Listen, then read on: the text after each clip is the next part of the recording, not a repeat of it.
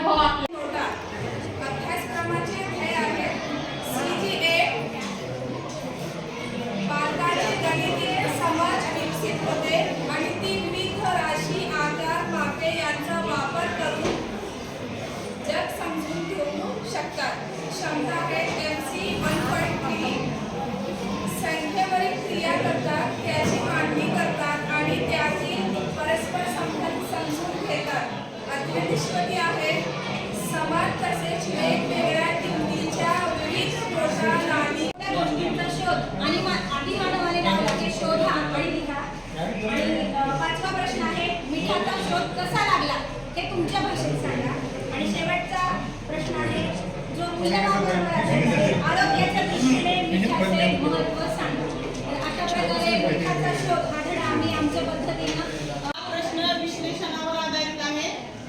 नंतरचा प्रश्न आहे चांगल्या सवयीवर आधारित एक पथनाट्य तयार करा.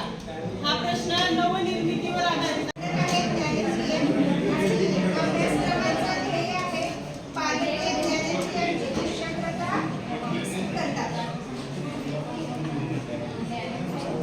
वस्तू प्राणी पक्षी वैशिष्ट्ये उपक्रम यांचे विविध ज्ञानेंद्रिय वापरून त्यांच्यातील साम्य व भेदांचा वापर करून गट तयार करतात.